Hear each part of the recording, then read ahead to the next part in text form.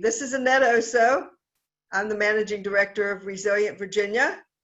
It's great to see everyone arriving at the meeting, and I know that more folks will be coming in the next short period of time. So we want to again welcome you all. Thank you for being involved with our annual meeting, our first virtual annual meeting. So this is exciting. I want to go through a few housekeeping things. Of course, we're asking folks to keep yourself on mute, unless, of course, you're a speaker. The chat box, feel free to communicate with each other. We are asking that you send questions for the speakers to the chat box, and I'll be monitoring those for the question and answer time period. We are recording the event, and we will be sending out the recording with slides to registrants, to everyone who has registered.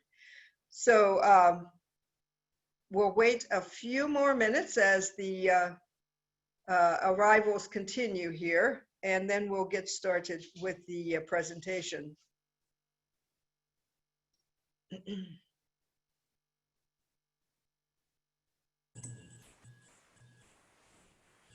Anthony Flaccavento, thanks for joining. Another one of our board members is here. And all the board members will be introducing themselves. I did want to again say that we're going to be recording the event and sending it out afterward, shortly after the event is over.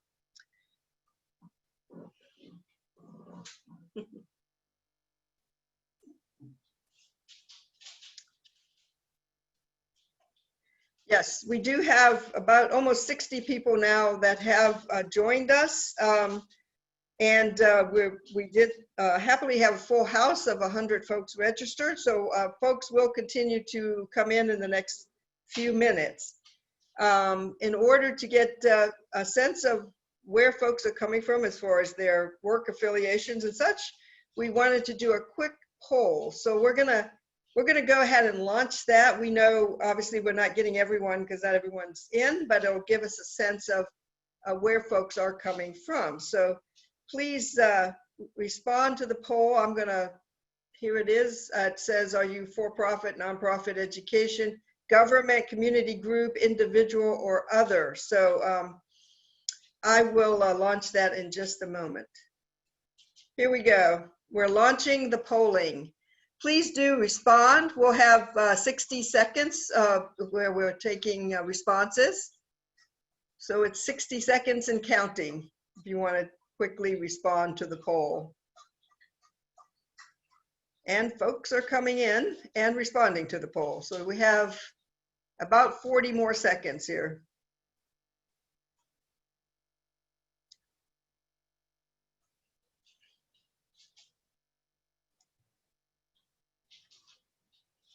All right, 30 seconds and counting.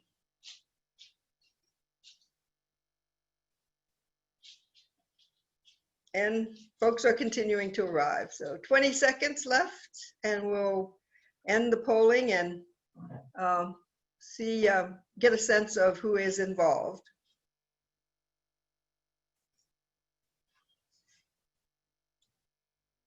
All right, and we'll end the polling in just a moment. Here we go, we're ending the polling. And we can share the results. Let's see who's there. We have about 35% government. For-profit business involvement is great, as well as nonprofits, about 20% or so. 19% from education, 2% from community groups, and then individuals, 4%. So we again appreciate your involvement. And I know when it says government, it is both state and local government that we're talking about here. So thanks again for your involvement. All right, well, we're about 60% as far as participants, and I think we'll go ahead and start our next slide, please.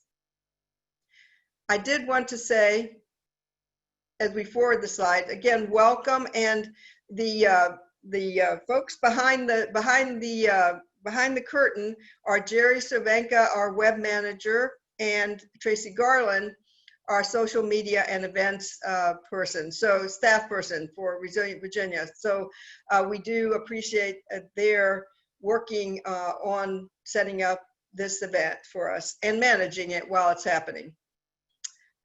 Next slide, please. I want to thank our annual sponsors and members who are helping support our mission of accelerating resiliency planning around the state. Clark Nexon particularly has been a community leader, an annual sponsor at a high level for the last 2 years. And I do know that Bob Burkholder and another person from, at least one other person from Clark Nexon are involved today. So I really want to appreciate them. And we have several new annual sponsors tomorrow today, which is a company of one of our board members, as well as Sustainable Design Consulting, a long time green consulting group for the building side of things out of Richmond. So I do appreciate their involvement. We also have a nice representation from academic, business, and institutional member sponsorships, and individual members and contributors. I do want to also note that we've had excellent relationships as partners with both the U.S. Green Building Council Virginia chapter and another group called Leaders in Energy. So we want to appreciate their support and involvement. Next slide, please. I do want to also make a note to thank our 2019 Resilient Virginia Conference sponsors. And I know many of you all were involved with the really exciting conference that happened was hosted by the University of Virginia. And we were happy to work with the Environmental Resilience Institute on that as our primary sponsor there. And I know, again, a representative from ERI, Jonah Fogle, is, I believe, on this call today. So I really appreciate that, along with Department of Environmental Quality's involvement and support, and all the other sponsors for that event. Next slide, please.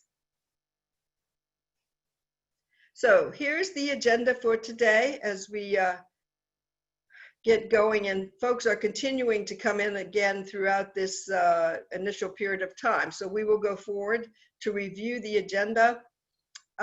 We'll first ask our board members to introduce themselves, and then we are happy to have guest presenters. We'll hear more about them later. A question and answer period, and then we're happy to announce some exciting fall initiatives. And lastly, want to close by providing some opportunities to connect with the organization. Next slide, please. So we would love to start here by asking our board members to give a quick introduction, and we'll start with Steve Sunderman, our chairman, and then please do obviously unmute yourselves as your slide comes up. So Steve, I'll turn it over to you. Great, thanks, Annette. Welcome everybody. I'm proud to say that I was not only been a member of the board here for a while, but I was elected as chair here not too long ago. And my background is I'm an architect. Been in practice about 50 years. I'm semi-retired. I mainly offer educational programs on resiliency right now and sustainable practices, high performance buildings. But I'm just glad to be part of the organization, and we'll be reaching out to you all for more engagement later on. We'll talk about that at the end of the presentation. Thank you. Thanks, Steve. Ellen, you are next. Hi, good morning, everybody. This is Ellen Groplove, and I am an environmental consultant based in Charlottesville. I'm thrilled to have the group assembled that we do today. All of my interactions through Resilient Virginia have really introduced me to some great people. Everybody's got such passion for resilience issues right now, and I'm really happy about that. I joined the board of directors of Resilient Virginia in 2017, and since then it's just been a great learning experience for me, and I'm thrilled to stay involved as much as I can in the future. And thank you all for joining. Great, thank you. Next slide. All right, Jenny. Is Jenny Devereaux on?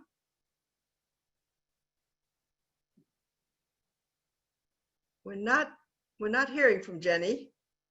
Let's go on to the next person, and perhaps she will, maybe she's on mute. But Vestal, are you, I know you're on the phone.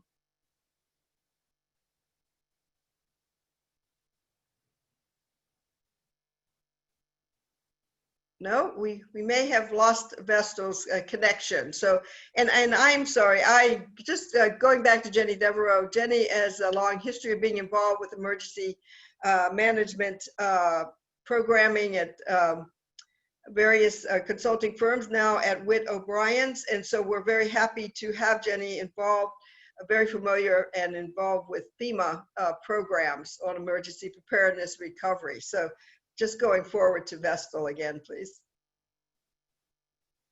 Vestal Totaro is a program manager with Lawrence Berkeley National Lab. We're happy to have him as treasurer, and also very much steeped in energy he is an engineer by training. So we're happy to have Vestal's expertise on the energy side. Thank you. And next slide, please. Bill, I know you're there. Please unmute yourself there. Thanks, Annette. Yeah, I'm Bill Bond. I joined Resilient Virginia last year, and I help run a small business here in Lynchburg, Virginia. And my background is in engineering and GIS modeling, and I do a lot of risk assessment. I joined Resilient Virginia to get more involved with local issues. Thank you, Bill. All right. And then Danielle. Good morning. So my name is Danielle Dehart. I work for the City of Roanoke Stormwater Division. I'm the environmental specialist, so I do the education and outreach. And then I also help with floodplain management under our community rating system. So I'm excited to be on board. I've only been in a couple months on the board position, but excited to learn more. Thank you. All right, Anthony. Hey, good morning, everybody. My name is Anthony Flacameno. I'm down in Abingdon, Virginia, and I'm brand new to the board. Very excited to be part of it. I have a small organic farm that I've had for about the last 25 years, and a consulting business that focuses on building what I call bottom-up economies, but basically economies that work better for people, their community, and the environment. So a lot of common goals with resiliency and self-reliance. So I'm glad to be part of it. Thank you, Anthony. Let's see, Lisa Jeffrey. Oh, Lisa may have just entered the waiting room. Let's see if we can give her a minute here.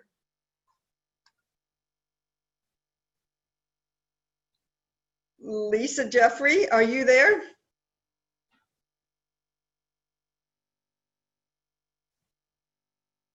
She may be on mute.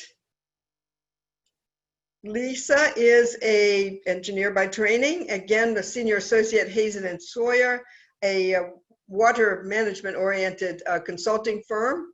And we'll see if she may come back on if she's unmuting. Hi, Annette. I'm Lisa, here. is that you? Yes. Okay. Do you want to introduce yourself there? Sure. As Annette said, and I apologize, my mute didn't come off. I'm a senior associate at Hazen and Sawyer. We are a water engineering firm, so everything water, wastewater, and stormwater. And I personally am involved with flooding and resiliency planning throughout the region, the Chesapeake Bay region. Thank you. Okay. And next slide, please. Angela, I know you're there this morning. I am. Good morning, everyone. So I'm a professor at the University of Virginia, where I teach sustainability, smart cities, and cybersecurity, all of which are based in resilience. So as an educator, I'm interested in helping Virginia become more resilient to the many challenges that we're facing. I also do consulting work through my firm Tomorrow Today.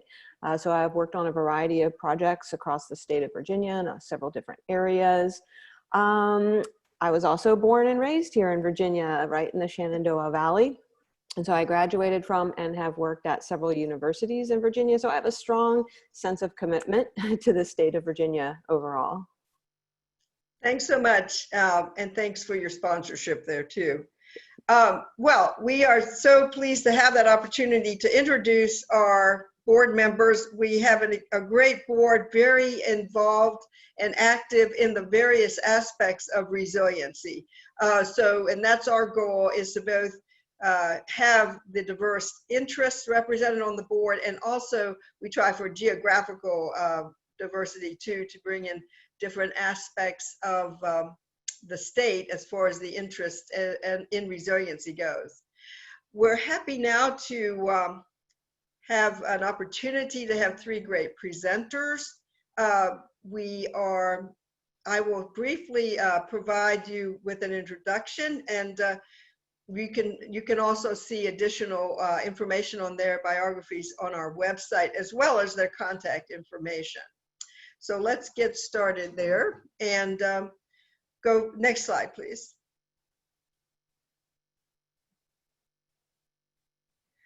I'm going to quickly again introduce all three of them, and then they will do their presentation. So Ann Phillips, Rear Admiral, U.S. Navy, retired, and Special Assistant to the Governor for Coastal Adaptation and Protection.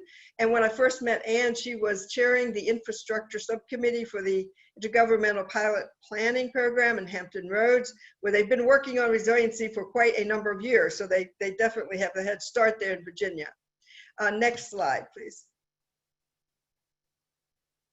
Sable K. Nelson Dyer is a recent acquaintance. We're so happy to meet her as the acting director of the Office of Health Equity, Virginia Department of Health, and really exciting to hear what the Department of Health is doing, and really started working very early on related to the COVID pandemic. So we'll hear more about the efforts out of the Virginia Department of Health. Next slide, please. Jonah Kurman-Faber, Senior Research Associate with Climate Exchange. Climate Exchange is a national organization out of Boston that we've become familiar with.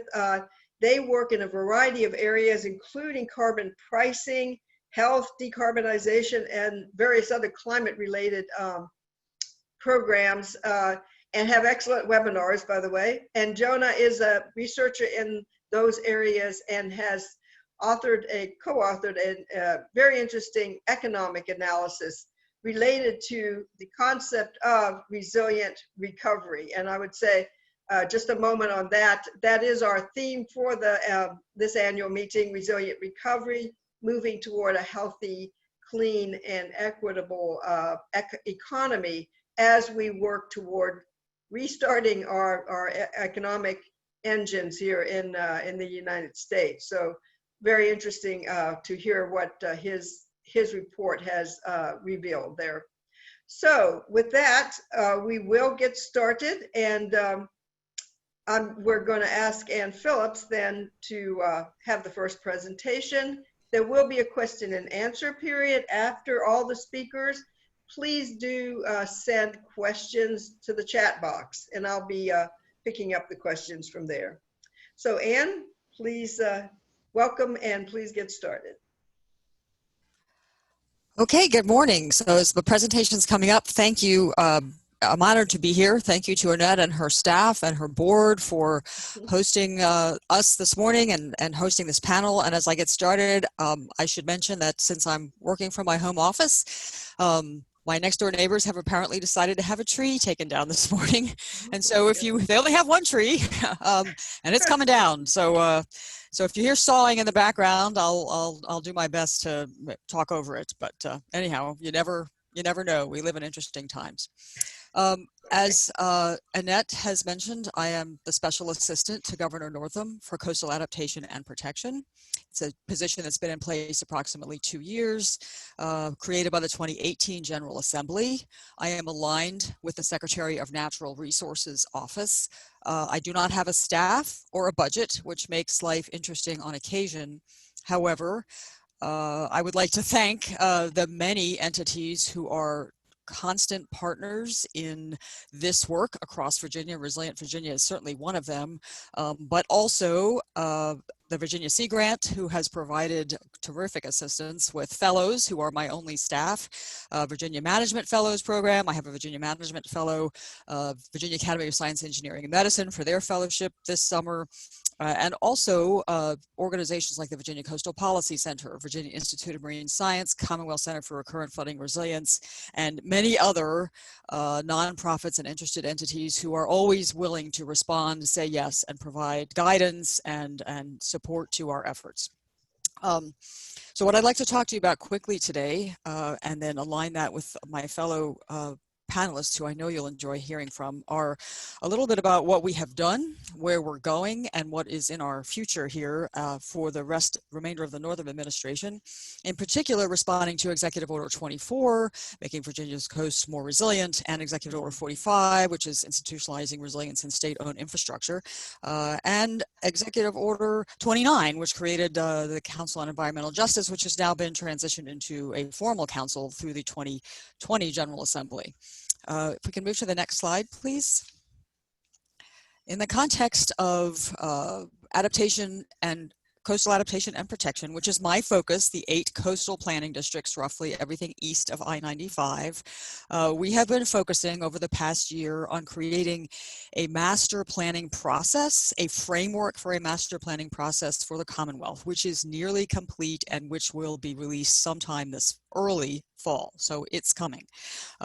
There is actually a document. Some of you have been pre-readers of that document. So we have been working through comments and we are making progress. In support of that effort, we've worked with the Commonwealth Center for Recurrent Flooding Resilience to do the work that you're seeing on the slide before you.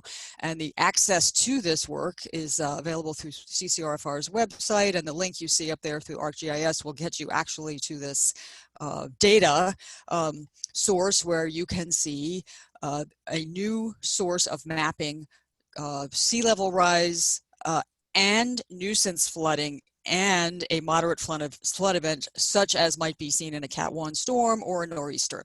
And that is all available at this website, particularly focused on the NOAA 2017 intermediate high projected sea level rise planning curves for the 2040, 2060, and 2080 timeframe. So you can go in and look at coastal Virginia using this new nuisance flood overlay data, which NOAA provided and CCRFR has transitioned to this viewer through ArcGIS. And the intent is that it will help localities and communities better understand the context of nuisance flooding, which we are seeing more and more and more of, and which we will see more and more and more of in our future, and then overlay that with sea level rise projections, and then also with a Cat 1 or a moderate nor'easter storm.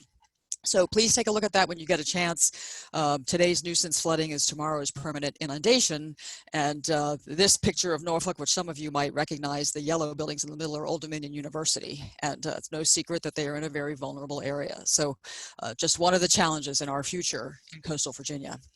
Next slide, please.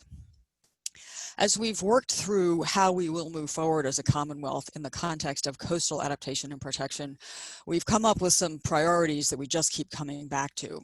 The first is we will acknowledge climate change. It is a nonpartisan issue. It affects us all. It is real. It is happening. And we are seeing the influences of it across Virginia, and particularly in our coast where we're dealing with rising waters, land subsidence, nuisance flooding, heat, and many other aspects related to our changing climate. We will focus on natural and nature-based solutions as our first line of defense. Much of Virginia's coastline is quite flat and low-lying, though not all of it is, and it lends itself to these kinds of solutions as an opportunity to ensure both water quality and water management.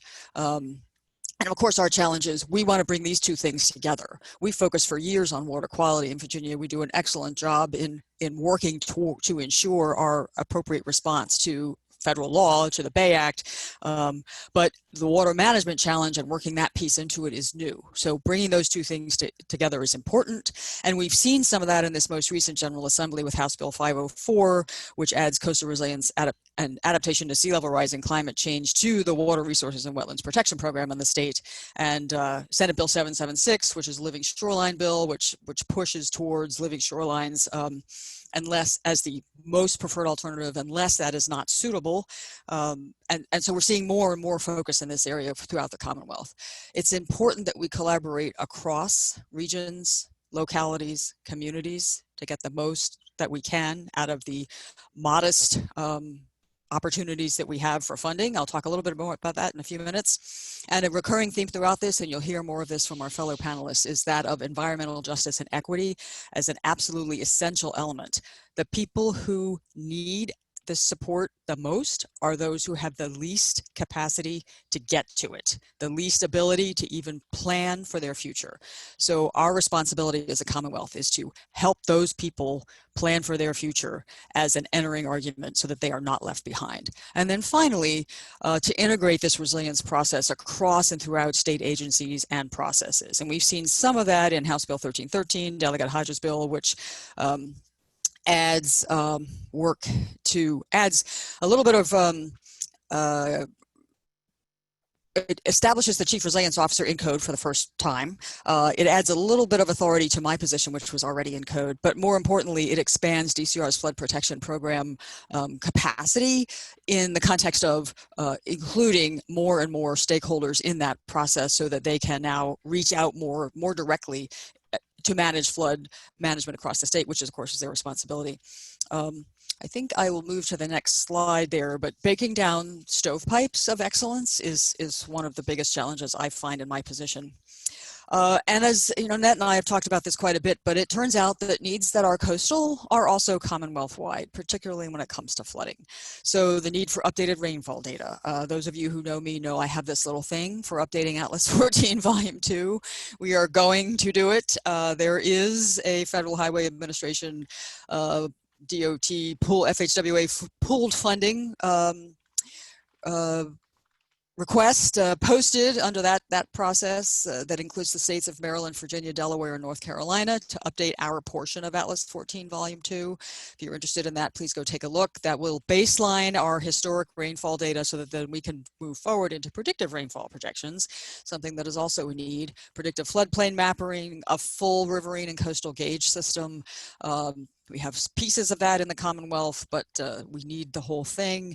And then, of course, resilience planning and climate resilience statewide, not just coastal, and across all agencies. And I did not mention House Bill 1164, which puts climate resilience and planning for climate resilience into the Department of Environmental Quality's processes, but really we need this for all agencies and state activities. And of course, the last but not least, consistent and dedicated funding. We do have, and I'll move to the next slide, thanks to House Bill 981, Senate Bill 1027, Virginia will join officially the Regional Greenhouse Gas Initiative at the beginning of 2021, January of 2021, and will participate in its first auction. In that program, we're the 11th state to join in early spring of 2021, looking like March timeframe. And so proceeds from that auction, thanks to House Bill 981 and Senate Bill 1027, will be directed to two funds: an energy efficiency fund, which will be managed by Department of Housing and Community Development. That's 50% of the money. 45% of the money will go into the Virginia Community Flood Preparedness Fund, which will be managed by the Department of Conservation and Recreation. And then the other 5% is set up in several small chunks to support administration and oversight of being a part of the RGGI process and of those funds. And so we have begun, in our context of our next steps, putting together the processes by which that fund will be administered, aligning that with new things that are coming out at the federal level, the BRIC program through FEMA, pre-disaster mitigation, and also aligning that with our coastal master plan framework. So we have an opportunity now in Virginia to pull these things together, to align them, to be able to take advantage of stacking federal, state, and local programs. And as we move forward with this framework, you'll see, I think, as it comes out, that we have a process by which we will move forward to institutionalize these processes across the Commonwealth so they survive the test of administrations and are able to continue on so that we can build upon them for our future. I think with that, I'll stop. There's one more slide. I appreciate your time, and I think the sense of urgency is one that I often speak about. We don't have any time to waste here in Virginia. So thank you very much, Annette.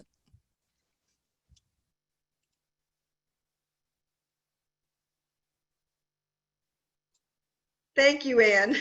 We're looking forward to the publication of the master plan and next steps after that. I know you've done a heavy lift to move all this forward in a relatively short time, so appreciate that. Thank you, Sable K. Nelson Dyer. I see that you are here, and we have your picture up, and but I did a brief introduction, and are you you're good to go as far as your presentation next? We'll get your slides up then. And wonderful. Again, if folks, I'm sorry, again, if folks have questions, please do send them to the chat box and I'll be monitoring those. All right, I'm sorry, go ahead, Sable. Thanks for being here.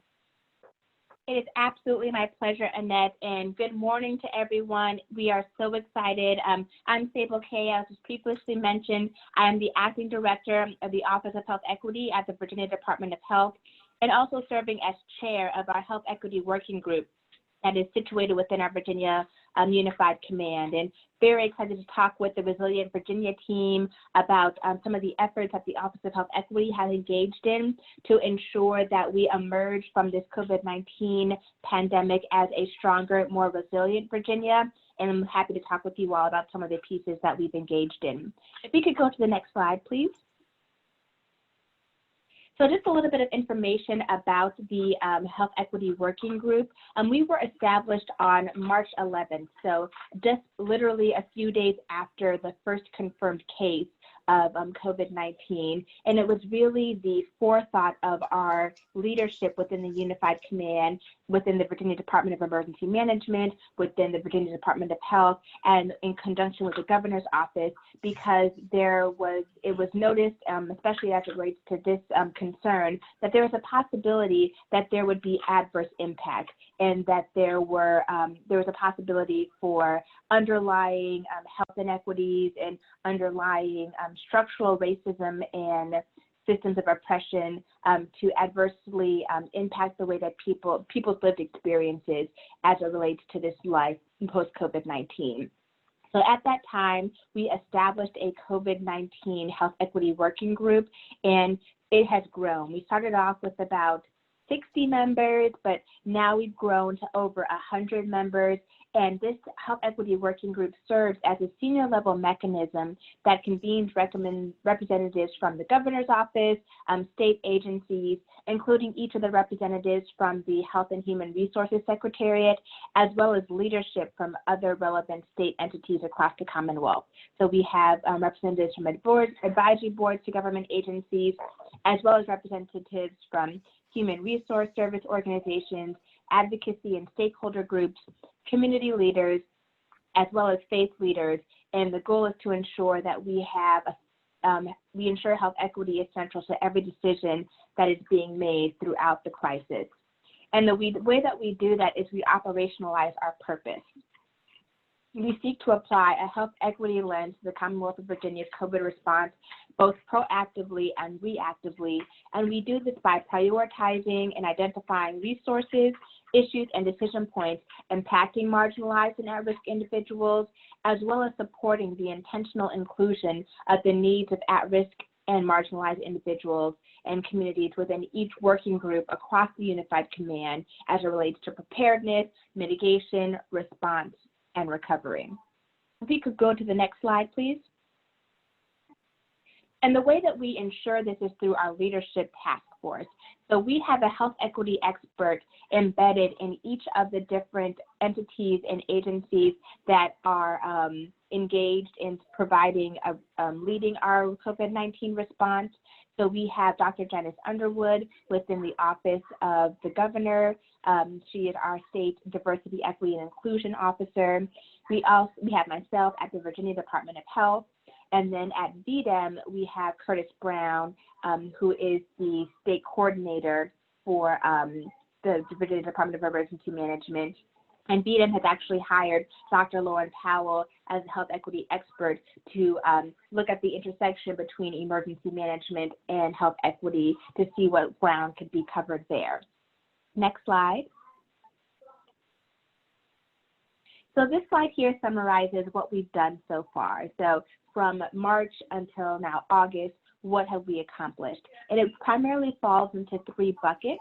The first bucket is equity education, and we've been very intentional about making sure like everyone uses the buzzword equity, but we have learned that there's sometimes a dissonance, a disconnect in terms of people's understanding in terms of how to operationalize the concept of equity.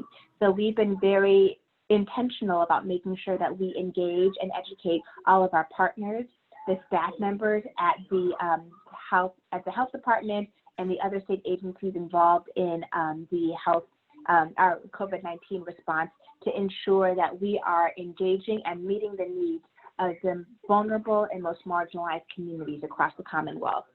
And another way that we have been intentional has been through our community engagement activities. We have been very, we want the Health Equity Working Group sees itself as a convener, as a bridge. So we are the state entity, and we try to share information as much as we can with our local partners, our local governmental partners, but also our local public health, hospital associations, physicians, as well as community partners, because the way we believe in a collective impact approach, and it's very important that we have these tables that we can sit at where they're open, there's transparency, there are open lines of communication, and that we can share the information that we have to improve the different areas that we're working on, whether it be from a where there is a I'm sorry, I was reading something from the chat, but yes, where there is where we can have some bottom-up influence, and also have we meet in the middle with some top-down influences as well. We're thinking that bi-directional approach is the best way to positively impact public health here in the Commonwealth of Virginia. One of the hallmarks of our approach is our stakeholder engagement calls. We have reached nearly nearly 50,000 individuals. This is so about 2,500 individuals through our stakeholder calls, and we've also trained another 25,000, individuals through our Medical Reserve Corps initiatives. And one of the pieces that we've been very, again, ensuring that there's a health equity lens applied, there is a health equity component to the Medical Reserve Corps training to ensure that the individuals who are going above and beyond in answering the call during this very challenging and complicated time, to make sure that they are engaging in their community in a way that's inclusive, in a way that's affirming of different lived experiences, and also accessible to individuals who have various functional needs and developmental concerns. So we have been very looking at this as a whole of person approach, like, yes, this is a viral pandemic, but it's not just a biological concern. It's impacting and exacerbating inequities across the social determinants of health. And it's through our community engagement efforts that, one, we understand what the needs are from community, where the gaps exist so we can address those needs, but also for there to be, like I said, that open line of communication. And the third bucket of things that we've been doing has been on focusing on internal communications, internal collaborations. One thing that government is well known for is, unfortunately, is its structural inefficiencies. A lot of times the different agencies operate within silos, and you have agency A doing really great work over here, and then you have agency B doing work over here, but they don't really talk to each other. And again, the Health Equity Working Group and the leadership team has acted as a convener to make sure that the lines of communication, A is speaking with B, and everybody is understanding. We have several sync calls across the different agencies within the Secretariat to make sure that we are aware of what each other's are doing and have conversations about strategy, about how to best leverage our assets and our strengths, and to engage the community, because each one of us has a different level of engagement with a variety of the communities that are susceptible to COVID-19. And we want to be able to work together to promote the health and protect the health and to promote the well-being of individuals across the Commonwealth. Next slide, please. So the slide that you should be seeing shortly talks a little bit about our health equity pilot program. So one of the pieces that came up fairly early on, and I think it's truly been a success story in this COVID-19 time, has been the work that we've been doing with our it's a state and local partnership where we engage and we provide PPE. So we provide cloth masks, sanitizer, and public health information directly to community. Our Health Equity Working Group has engaged with the Deloitte team. Deloitte has an incredible program called Health 360, and we're able to leverage several public data sources, the Deloitte data services, and overlay that with CDH's epidemiological map. And it helps us to target which jurisdictions across the Commonwealth have surges in cases, where the vulnerable communities are within those surging in areas that have high concentration of the virus. And what we have developed is a program where we partner with these localities. We have kickoff calls, and we work with them to distribute resources in proportion to the size of the locality. Somewhere it's between 5 and 20,000 pieces of PPE that the jurisdictions receive. And we encourage them to distribute that information as is outlined on this slide. So for the areas that are a bit more densely populated, and we encourage the door-to-door outreach approach, and based on the information that we receive from the Deloitte team, we get walking maps, and those jurisdictions literally go door to door in a social distance fashion, but they pass out the mask, the sanitizer, and the public health information within each of those neighborhoods. And that is one of the ways. But for some of the other groups where there are, especially in our rural communities, where it may not be as effective or efficient to do that door-to-door approach because homes may be several miles apart because of the acreage that the different residences sit on, we encourage those localities to utilize an integrated approach. So still focused on the census tracts and those zip codes that have areas with high concentration of the virus, or individuals that we've identified as being susceptible to complications from COVID-19. We encourage them to host events, whether that be food box distribution, information sessions about rent or mortgage assistance, utility assistance, perhaps a testing event that is going on in that area. And we would have the PPE, the mask, the sanitizer, and the public health information distributed at that event. And that's been well leveraged by our rural localities. And we're keeping in mind that we're trying to center these testing strategies that are outlined below. Next slide. So you can see here kind of where we are, where we were as of like the beginning of July.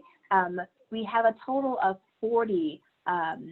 We have a total of 40 jurisdictions that we have been engaged with, and to date, I was in contact with our manager of our PPE pilot program, and to date, we've given out nearly 500,000 pieces, 500,000 masks, and just under 500,000 bottles of hand sanitizer. And I just wanted to have as a caveat the public health information that we provide.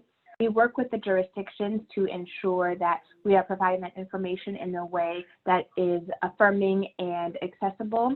So we talk with the jurisdictions about which languages are most prevalent in that area, and we have the public health information translated into each one of those languages depending on the jurisdiction. It's been quite an interesting learning experience for me, understanding that, you know, Spanish may be popular in one area, but in another area it might be Kurdish or like Haitian Creole. So just it's been an incredible opportunity learning about the language diversity of our Commonwealth over these past few weeks and months as we attempt to get that public health information out there.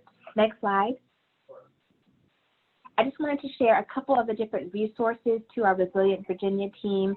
We have a health equity training that talks about how to apply a health equity lens and also to address the access and functional needs of various communities.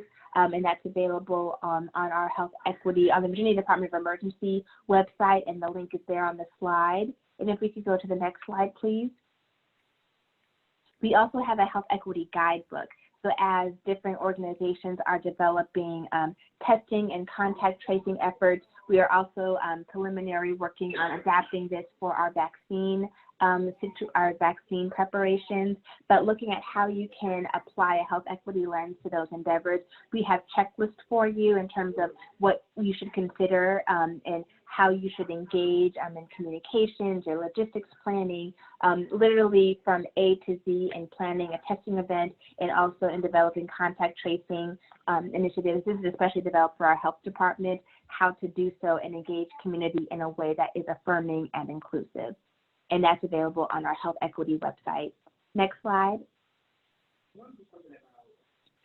Also, wanting to center just kind of understanding this moment that we're in and letting the Resilient Virginia team know that on June 19th, the day that the slaves in Galveston found out that they were free, they heard of the Emancipation Proclamation, our Health Equity Working Group sent a memo to Governor Northam, to the Virginia Department of Health, and to the Virginia Department of Emergency Management that we would declare racism a public health emergency in the Commonwealth of Virginia, understanding that racism undergirds and exacerbates several of the health inequities and operational inequities that exist as it relates to the ability and capacity to build resilience. So we have we outlined 17 recommendations. Some of those are being considered during this General Assembly session that was convened on the 18th earlier this week, and just wanted to raise that as something that we're working on because these health inequities don't exist in a vacuum, and it's not enough to just talk about experiences of individual racism, interpersonal racism, but also to look at some of the community and structural impacts as well. Next slide. And this kind of like outlines a couple of pieces in terms of where we're going from here. We're wanting to scale up our health equity programming. We're trying to do some additional community engagement and also to increase the synergy within the Unified Command and the different agencies that are working to address COVID-19. Having this conversation with you all with Resilient Virginia is a part of that. We want to, I believe in having an open table, and it's better to have more seats at the table, more voices, and I think that we will have a stronger, and we'll arrive at a more resilient Virginia if there's better internal and external collaboration, state and local, and intergovernmental collaboration. So I'm certainly happy to talk with you all today. Next slide. And we are also very intentional about our Latino outreach. We know that COVID-19 is particularly impacting our Latino population. So we've engaged a subject matter expert to help us develop a communications and outreach plan to help us to communicate in a way that addresses the cultural and linguistic concerns of our Spanish-speaking population, but also to address some of the health literacy issues and distrust that exists in government, especially when you're dealing with mixed status households. So wanted to let you all know that that's a part of what we're working on as well to build resiliency in this particularly vulnerable community. Next slide. And finally, I'm hoping the beginning of what will be several conversations with the individuals who are on this call. My contact information is outlined here on the slide. That number directly pings to my cell, so you have direct access to this phone right here. And I just look forward to answering the questions. I saw a couple that came up in the chat and looking forward to addressing those during the question and answer time. Thank you. All right. Thank you so much, Sable. It is very extensive what the Department of Health and your office has gotten moving in a very short time, and it's very impressive.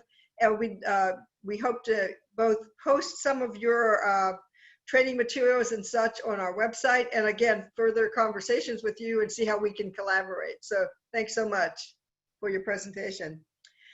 Next, Jonah Kurman-Faber from Climate Exchange, again, with another important aspect of resilient recovery, as I mentioned previously, as we're moving forward in the face of not only climate change, but COVID, and an exciting and interesting economic analysis for Washington State that was done, which will help, we hope, as recovery happens, to provide a platform for continuing forward on clean, healthy, and equitable solutions. So Jonah, please go forward there. Thank you, Annette, and thank you to Resilient Virginia for inviting me, and to Ann and Sable for the amazing presentations ahead of me. They're tough acts to follow, but I'll do my best. My name is Jonah Kurman-Faber. I'm a senior research associate at Climate Exchange, and I won't say too much about what we do other than my work involves providing technical assistance to states on their climate policy, environmental justice policies, economic development. It's really, the word of our work is really interdisciplinary. And this is, why Resilient Virginia is a really important partner of ours, because, to address these 21st century issues, you need to draw these connections between social and racial justice, pollution and public health, infrastructure, natural capital solutions, jobs and family income, business and community vitality. The name of the game is drawing these connections between these issues and really selling the in-state benefits of this work. Otherwise, you fail to activate a broad coalition to stay relevant to the political landscape. And this is what we need right now in the response to the current crises, whether it's COVID-19, increased racial consciousness as a country that's front and center right now. This is what we need to incorporate. So next slide, please. In meeting this challenge, we have to think as states, what can we do now, state by state, to help build back better? And this report that we did out of pocket for Washington State is really a rallying cry for every other state to start doing this work now. And why is that? Well, most legislatures right now are still in rescue mode rather than recovery. So, the focus is on the present. It's protecting families from, absolute desperation or a lack of food or housing, and that deserves to be the focus. Or there's still rampant COVID cases in your state, perhaps. There will be a phase coming for recovery, and in this moment there will be hopefully for states and a flux of deficit spending from the federal government for states to use towards economic development. And this incoming fight is a political fight just as much as it is a technical discussion to be had. So, in reaction to this, a lot of organizations are putting out these Build Back Better papers, green stimulus, just recovery, and much more, because they know if that we wait until the recovery phase to start iterating these plans, it will be too late. As with any recovery, what are policymakers looking for? They're looking for solutions that restore family livelihoods and healthy businesses. But with this pandemic, there's the added layer of public health and how to prepare for future shocks. Over the past 20 years, we've developed a much better understanding of the relationship between air pollution, disease, and public health. So we know that the exposure to co-pollutants that come out of the same vents and tailpipes as greenhouse gases are harmful to humans. And the third reason is for, at least for policymakers to consider, is carbon lock-in. You know, we're 10 years away from 2030. We're 30 years away from 2050. So the things we build today are going to be around in our zero emissions future. And so our stimulus recovery is going to make or break our, you know, each state's ability to hit their climate goals, or if they don't have those goals, the goals that hopefully they will soon pass in law as a mandate. If the U.S. recovery prioritizes new roads, corporate bailouts, or fiscal austerity, we will miss the mark on all three of these priorities. And that very well could happen, as has been evident with the federal administration's rollbacks of vital environmental regulations and favorability towards fossil fuel-related industries in rescue measures thus far. So to respond to this challenge, we need to start building the literature up state by state.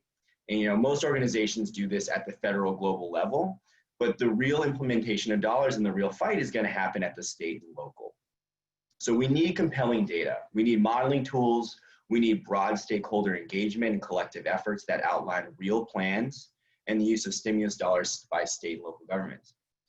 It's you know, and when you do that, you have to speak in the terms at which, speak in the language at which will win the day, which is quantitative estimates, distributional impacts, dollars, jobs, saved lives. These are the kinds of things we need to look for in our modeling. Next slide, please. So what do we do in Washington State to prove this concept? We did 4 main steps for our study. And the first is to fully scope the broad array of potential investments that can be made in the state. This requires extensive stakeholder and policy engagement. You know, the work of Sable's group is definitely something that Climate Exchange would hold up and admire and amplify in our network for other states to replicate, not just with COVID, but with their response with stimulus dollars. You know, when you've had that broad engagement and you've kind of, you know, outlined the potential investments the state can make, you need to then assemble this in data. And this requires detailed budgetary data on how projects will be implemented, actual labor costs, material costs, because that level of detail is needed for the economic modeling. So, you know, the throwing down the gauntlet for groups in Virginia is not just having these ideas of what to invest in, but also specific projects that are scoped and proposed. You know, where in Washington, where data was available, we used it with heavy emphasis. However, there are a lot of programs that aren't fully articulated in the state yet or lack sufficient data. So in those cases, we can bring in case study data from other states and modify it for Washington. And the beautiful thing is that the more states we do with this, the deeper our database and archive of potential programs is that we can bring into states that lack that data currently. The third step was to run those investments through IMPLAN. And IMPLAN is a widely accepted economic input-output model that basically maps the flow of money and commodities and jobs across over 540 different industries and institutions at the state level. So we add an investment into the model, those dollars ripple throughout the state's economy and provide a resulting increase in jobs, GDP, and output, and other economic metrics. The other part of this is, you know, the interdisciplinary part. So for each of these projects for Washington, we built a project-specific health and climate model. And this was achieved with a combination of standard EPA data on co-pollutants by county, reduced complexity models that basically find out where the downwind impacts of those co-pollutants are. And then we can show not just the jobs impact, but the actual dollar terms of health. Last, we combine these through a statistical approach into an illustrative resilient recovery portfolio. And this we use, you know, this is more of a demonstration. It's illustrative, but there's a lot more iteration to be had in a state like Washington on this stuff. It does show, but combining them at the end allows you to put them to the test against quote unquote competing stimulus priorities. I'm going to get to that in a sec. Next slide. So what did this unveil in Washington? So and we had 14 programs across 5 investment areas, 18 individual projects total. And these span clean transportation, water, power, energy efficiency, forest conservation, ecosystem restoration, low carbon agriculture, and sustainable industry. These were projects for Washington by Washington, right? So this is not necessarily a template that Virginia, for example, would have to exactly replicate. And, you know, the first thing that comes to mind is coastal adaptation and flooding is not on this list because it wasn't a priority for Washington. So this is definitely something where there's more to be done, and we just scratched the surface in potential programs that states could really investigate for their stimulus and green recovery. You know, for Virginia, you know, the big question is what programs are fully articulated with budget proposals and which need some more detail. So this coming moment for recovery might actually be a crucial opportunity to shine a bright spotlight on what kind of programs your state government needs to get going on or currently lacks the funds to pursue to the full degree. Next slide, please. So what's the results? And I said I'll get back to this on this combining at the end. And you know, there's obviously a lot we can't get into in these quick 15 minutes, but you know, the first thing we wanted to do is really put this to the test against competing priorities, which for Washington were fiscal austerity and corporate bailouts. So we found that when we recombine these projects, for every $1 million you invested in the resilient recovery portfolio, you'd support 10.1 full-time equivalent job years. By comparison, we ran the benchmark of the state economy average, which is a very hands-off approach in the model. It's like as if the government isn't really doing anything. And that would allow, that would support 7.4 jobs per $1 million invested in that approach. So already we're outperforming the state average benchmark. But we wanted to take it further and actually put that against the test of some of the more corporate vested interests in the state, which in Washington are, you know, airline manufacturers, petroleum refineries, of those sorts. And so we averaged together the top 10 largest industries in the state and found that if you put $1 million into those, you only get 4.2 jobs. So you're getting more than twice as many jobs in the state from the resilient recovery portfolio as you are from the existing, you know, structures. So this is, you know, what we want to highlight, and this is what we want to be like kind of the headline for the state in the state discourse. But there's more detail that's needed for this to really turn into an actual stimulus plan, right? So next slide, please. So we have to break it down by program. You know, we want this to be an actual screening tool for policymakers and stakeholders to then take the next step and figure out what the right balancing of each of them is.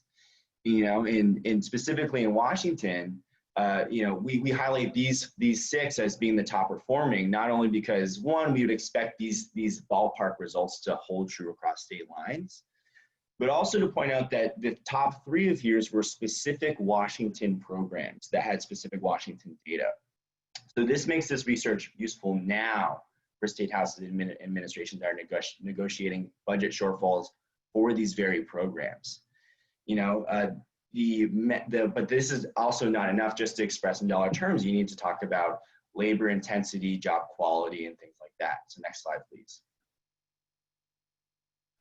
So the name of the game for economists is labor and leakage, right? With the size of states, depending on where you are, there's a huge emphasis on recovery measures going to firms and sectors that are labor intensive, meaning that the measure of what the size of the industry that goes towards employee compensation is high. And with leakage, we're talking about making sure that the dollars that they're then sent to those industries stay in the state. They don't go to out-of-state corporate owners or other industries.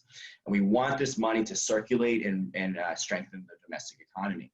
And this is a dynamic we saw true with the resilient recovery investments. You know, they outperformed both the state economy average and top 10 industries on both of these measures. Next slide, please. And it's 11:05, so Annette, feel free to let me know when we want to end. I'm shooting around for 5 minutes more, but can always end early to get to more questions. But you know, the second part of this that I really, you know, really is our focal point in this research was the health. You know, and so you know, these holistic health and climate benefits need to be brought into the equation. So we found in our modeling that every $1 million invested in this resilient recovery portfolio for Washington returned $2.4 million in community health and climate benefits. 1.6 million of that was from cleaner air alone. And these results were particularly driven by the wildfire prevention and preparedness program in Washington, which returned over 9 million in prevented mortality from smoke pollution for every $1 million invested. It's just a home run program. And that's the point of this research, is to identify those no-brainer projects that are just going to return and return and return to the state. You know, these health benefits, you know, they vary widely in depending on, you know, what energy, what source of fossil fuel they're dealing with, or if they're another type of co-benefit. You know, I highlight transportation as being one where, in order to fully capture the co-benefits of those investments, you can't just do clean air. This is a critique of our own work here. You know, you have to include the health benefits of increased active transportation, reduced traffic accident fatalities. You know, one modeling exercise of the Transportation and Climate Initiative here on the East Coast found that these types of health benefits were 20 times higher than the actual clean air benefits. So, you know, what matters is that we're pushing policymakers to think holistically beyond just jobs, in bringing in every sense of co-benefit that can be expressed in dollar terms, lives saved, or other numerical terms as possible. Next slide, please. So to wrap up, we did these all with all these various steps with a keen eye at the end to recombine and balance the three priorities of this work: jobs, health, and climate. We wanted to also express this in a way that policymakers could use. So, you know, the other two factors we brought in the end were investment scale and deployment speed. You know, and this was something that was evident in our last recession, the Great Recession recovery, is, you know, how fast can these dollars get up and going?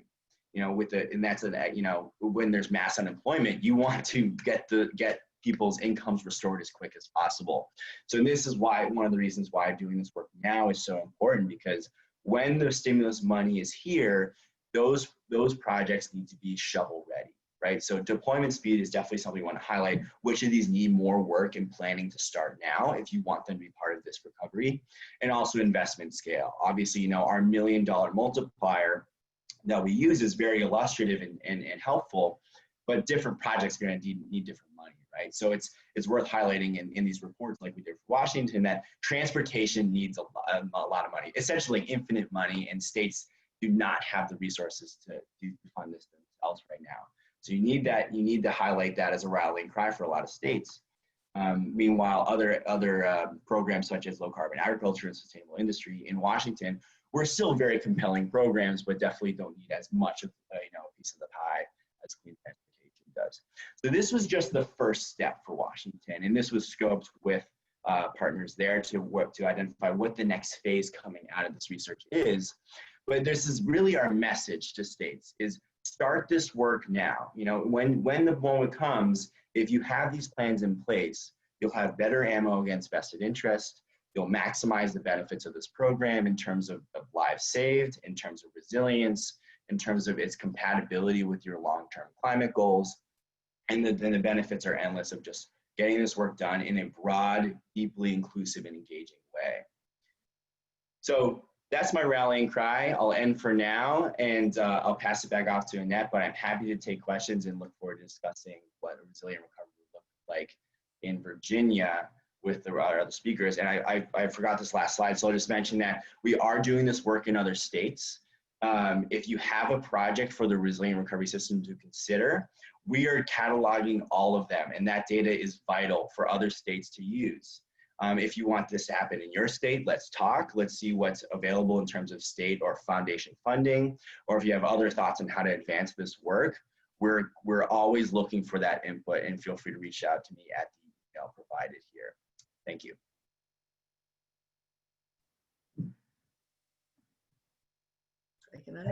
Thank you very much, Jonah. And we'll now go on to some question and answers time period for about 10 minutes. I just wanted to really thank all the speakers, that everyone is doing such an important part of this puzzle of how do we build resiliency at the state and local levels, and particularly when faced with, as we know now, multiple threats really that are not only impacts of climate change, but the other side of it is that we are now in the midst of, which is a pandemic. So very relevant presentations. As I was reviewing some of the questions, several folks, and this would be addressed to Ann Phillips, And perhaps Ann, Sable, and Jonah could come back on as far as video presence. But Ann, several folks and Resilient Virginia have this question. Once the coastal plan is published, what steps do you see that are needed to move the state toward a statewide resiliency plan? So how did I know you would ask me that? I think, so one thing that's been an advantage of ours in the context of creating this master plan framework is we've been able to look at what other states have done and are doing, and everybody's approaching it differently. That shouldn't come as a surprise. But I think some start with their most urgent challenge, which they might consider to be their coastline, and then move inland. Others start with an overall picture and then break it up into pieces.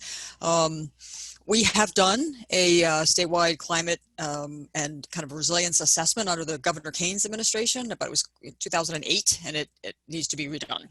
So I think in the context of moving forward with coastal resilience, the fact that so much of coastal resilience is really related to statewide resilience, health resilience, energy resilience, other aspects of the broader resilience world, we're going to see kind of a natural transformation, transgression there into the broader resilience outcomes. The other thing is the Chief Resilience Officer has bounced around. Under the McAuliffe administration, it was in Secretary of Public Safety and Homeland Security, and then it moved in the Northam administration to Natural Resources. And so codifying where that position will be permanently and what it will be is an objective to help begin to structure that process more broadly. Okay, thank you, Ann. Now, related to Sable's presentation, as I said, which is probably very much new information for a lot of folks. One person did ask about the influx of workers to the far southwest area in relation to the Mountain Valley Pipeline being built. But let me just kind of broaden that a bit to say the other potential hotspots as people are traveling out of state, coming back in, and how is the Virginia Department of Health Equity Office addressing those and trying to, I'm sure, trying to stay a bit ahead of the curve there. But Sable, yeah. Absolutely. And as I mentioned in the chat, this has actually been something that's been on our radar for a little while. We were particularly concerned, Virginia is agriculture. We have a high agriculture population, so we have a lot of migrant workers who come in to help during that time to go with the harvesting of different crops. So we were already concerned about a transient worker population, and we were engaging with both our testing team, our community mitigation team, as well as our communications team about how we prepare for this moment. How do we work with those particular employers to get the proper guidelines in place for creating safer worker environments, and also to how get information out there in terms of how do we respond to the extent that there are outbreaks in these workplaces and in the communities where these workplaces exist. So we do have a plan that's in place that's being operationalized right now. There has been a slight uptick in terms of what's happening in Southwest Virginia right now, and I'm just happy for our community mitigation efforts, because even though we do have a slight uptick, I am quite certain that things are not as bad as they could be because of the mitigation efforts that we've put in place, because of those relationships and engagement that we've had with employers starting in April to prepare for this moment that we knew was going to happen in the summer and early fall. So things are definitely better than what they could have been without such planning, and we're certainly looking to make sure that we are protecting lives and livelihoods as best as we can in this moment. And Southwest Virginia is one of the areas in particular that we're focusing on, in addition to other areas where there's high concentration of virus and susceptibility of individuals to COVID-19. Okay, thank you, Sable. And then a question for Jonah, and again, there are several questions for different speakers. But Jonah, let me ask a broader one. folks are wondering how there's been a deep economic analysis that you've done, but ultimately for states, they cannot have a deficit. And so they are now juggling. Virginia is in its special legislative session now to juggle budgets. And has there been some thought about that from your Washington State study about how to, in a sense, justify what we know we should be doing moving forward on some of the resiliency measures, but how to prioritize them in the face of budget deficits?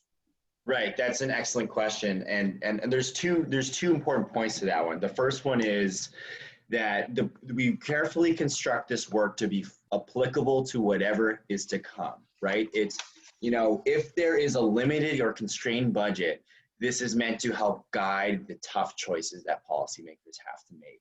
And what has to be, you know, prioritized now versus later. However, it also is applicable if new financing mechanisms come in. And this is our specialty with states, is creative financing mechanisms like carbon pricing. Virginia joining RGGI is essential, and it's big for other states, setting a precedent because most states use RGGI funds just for energy efficiency. Virginia bridges that divide to say, you know what, adaptation is related too, you know? Polluters aren't just paying for the transition, they're paying for the damages that these industries have caused. And so an essential creative financing mechanism for Virginia will be expanding the toolkit of carbon pricing. You know, RGGI is very low prices, it's only one sector, and that's a diminishing source of emissions in the state compared to transportation, which has extremely high budgetary needs. You know, whether that's TCI or another in-state program of a different variety, that funding will be essential. And the interesting thing is you can bond against it. So if you need that money now, this can be a way to give you that money in the short term and, you know, kind of that burst for infrastructure or resilience or whatever priorities you need. And then you can help pay that back later through new financing mechanisms such as carbon pricing. Okay, and I'm going to invite Ann and then Sable. Both had some additional economic comments, I think. Sure. Am I still? Yeah, I'm unmuted. Yay. Thank you, Annette. A couple of questions about the Community Flood Preparedness Fund that I want to respond to that are in the text. First of all, the Community Flood Preparedness Fund is a statewide fund. So it is not just coastal, it is statewide flooding related. So any community across the state, as we are now in the process of just starting how we will lay out the procedures and requirements to apply for funding under that program, but that is in progress. But it's across the state. The second thing is 25% of the money must be spent on low-income communities as designated or described, defined within the legislation as 80% of the median income of that community or a designated opportunity zone. So there are two caveats there that we have to work within, and it is also a revolving loan fund and a grant fund. So we have adds more moving parts here. So just several people asked about that in the comments, and there's another comment about working west of I-95. Certainly there's a tremendous need to deal with flooding adaptation west of I-95, but the comment about strategic coastal relocation, yes, there will be consideration for that. We do address that in the community, the framework, master plan framework, and hold on to that thought because there are going to be some tasks coming out of the framework that will direct us to start to think about what those things are, what that means, and what that means for coastal and inland Virginia. Okay, thank you, Ann. And Sable, you had something to contribute on this discussion. Yes, I just wanted to add that the Health Equity Working Group has been strategizing and working collaboratively with our Virginia Department of Emergency Management. There's actually a survey that was in the field over last week, and we're supposed to be getting the information later on today. Actually, there's a closed business on Friday, so crossing fingers, but the information was about how weather events are going to impact, and we had several questions that addressed specific potential opportunities for inequity to be exacerbated. So we are looking forward to receiving those data so that we can inform our hurricane preparedness, and if that's like areas in the Eastern Shore, but also the flooding concerns that exist in that west of the 95 corridor. So we are having conversations about that as well. Also wanting to lift up that our Health Equity Working Group participated in a hazard mitigation call recently, and we have been looking about how to reframe the point allocation for different grants for the hazard jurisdiction and individual applications for improving properties to address ability to withstand different emergencies or to make them more efficient in terms of availability and ability to use different types of energy, and that has been adapted. We had a 5-hour-long meeting yesterday about how to adapt those that rubric, and I'm hoping that that will result in something that will help us to move forward in a more carbon neutral way, in a way that's more friendly to the environment, and also in a way that will invest in more rural and other types of vulnerable and marginalized communities. Wow. All right. Thank you, Sable. As I said, we have really had an excellent, I'm going to have to end the question and answer period now. We have had a number of other questions, and we will direct those to the speakers. We also, because we really excel basically at bringing together a lot of different groups from different perspectives to talk to one another, we would anticipate doing something like that in the future and having a more extensive time for a question and answer and discussion period. I would think this would be an excellent thing for Resilient Virginia to undertake. So I want to thank again all our speakers and all our guest speakers. And in the last period of time, about 10 minutes now for our event, we want to move forward to announce some very interesting fall programs that we're going to undertake. And someone did ask again, are we providing a recording of the event? Yes, we will be doing that. So do look for that early next week. But go ahead, let's go ahead and talk about our Resilient Virginia fall programs. And to do that, we have Tracy Garland, our event and social media person with Resilient Virginia. So Tracy, take it away there. Alrighty. Hi, everyone, and thank you. I just want to briefly go through what we have coming up in the fall, which is our 2020 Fall Resiliency Academy. And it's going to be a series of 4 webinars featuring the best resiliency planning tools and resources to help businesses and communities build a capacity to maintain critical functionality and vitality in the face of severe disturbances and chronic stressors. So on September 23rd, David Herring, who is the Director of Communication and Education at NOAA, National Oceanic and Atmospheric Administration's Climate Program Office, will demonstrate their U.S. Climate Resilience Toolkit, which is a website of, it's a very robust website of resources designed to help people find and use tools and information and subject matter expertise to help build climate resilience.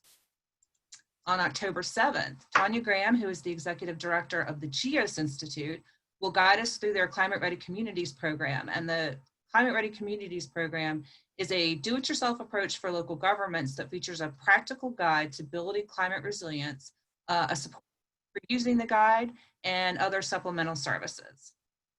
On October 21st, Chris Clavin, who is the Research Environmental Engineer at NIST, or the National Institute of Standards and Technologies, Community Resilience Group, will present their Community Resilience Planning Guide. And this guide provides direction on not only how to plan for and implement measures to improve community resilience, it also introduces science-based tools to measure resilience and evaluate alternative strategies to achieve it. So finally, on November 11th, Gwen Griffith, who is Program Manager with Model Forest Policy Program, along with Ned Gardner, who is NOAA's Climate Visualization Project Manager, will roll out their Resilient Rural America Project training. And that's called RRAP. RRAP consists of online modules to guide rural leaders and consultants through a process of risk assessment, identification of resilient strategies, and taking action. So we invite you to join us for any or all of these information sessions, and for updates on registration, please visit our website or sign up for our newsletter. Thank you. Thank you, Tracy. And do look for the banner to go up very shortly on our website. related to these training sessions, these workshops, and you'll have an opportunity to indicate your interest so we can start putting together a primary list of folks to reach out to for registration. So thanks, Tracy, for talking about those. And we're very excited to bring, really, as Tracy said, some of what we've considered some of the best resiliency toolkits into the state here. Next and finally, we want to wrap up with opportunities to connect to Resilient Virginia. And Steve Sunderman, our chairman, will talk about the various opportunities. So Steve, you're next. Great, thanks, Annette. Well, first of all, you know, we're really excited about what we're have going on here this year. In particular, I really address everybody's attention to our updated website, resilientvirginia.org. It's an excellent source, so there's been lots of information put on that website. So I really encourage you to go to that site if you haven't seen it recently. And there's just a wealth of information there and a lot of connections, so please do that. We ask that you, if you're not a member, that you consider becoming a member. And we need to expand our member base. And one of the reasons, of course, we're looking to engage more on volunteers, and I'll talk more about that in just a minute on committee issues that we're talking about. But then also, we're always looking at annual sponsors, and you get a lot of special recognition, and we have a lot of engagement across the entire Commonwealth. And so your organization's the sponsorship will be well recognized. Also, our Fall Resiliency Academy that Tracy just talked about, there's a great opportunity for sponsorship on each of those programs. And finally, on the volunteering side, again, on the website, we have a page just for volunteers, and it's really easy. There's a bunch of little check boxes that you can indicate what your interests might be. And once you do that, we'll try to get you engaged in a volunteer position to do that. And the way we're doing that, we're now in the process of rolling out and I've been working on an annual plan. And in that, I'm going to be advocating for 4 new volunteer committees, one being an education, and one being an advocacy membership, and then a committee to organize our semi-annual conference. So we're out to influence public policy and concerning resiliency, and so we're doing a lot of things, and that's been quite engaged statewide. We encourage you to get engaged, follow what we're doing, and we'll be looking for your engagement, and particularly as volunteers, to participate in some of our committees. So thanks a lot. Okay, thank you so much, Steve. And again, many opportunities to be involved, and we invite you to use this opportunity to investigate some of the topics and issues you're interested in, and provide us with the ability to educate more folks around the Commonwealth. So as we're wrapping up, and I'm happy to say we're keeping this on time, so that's fantastic. But next slide, please. We do have one more ask of you all, which is the opportunity to share your ideas for moving resiliency forward in Virginia by taking a short survey. So we're going to be posting that on the chat box. That should be coming up. There it is. Jerry Savenko put it up there.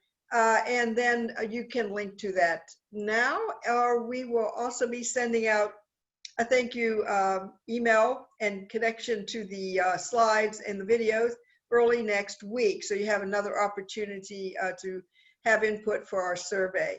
We are, as everyone, needing to have looked to readjust what we're doing and how we're doing it in the state, our topics of our priority topics, and certainly we will be going forward with virtual education efforts as throughout next year. So we do want to again thank our speakers, our guest speakers, our board of directors for their efforts, and our many members and volunteers and sponsors. We appreciate your involvement with our event, and do look forward to follow-up emails and information sharing on our website. Thanks so much then, and have a great day. Thank you.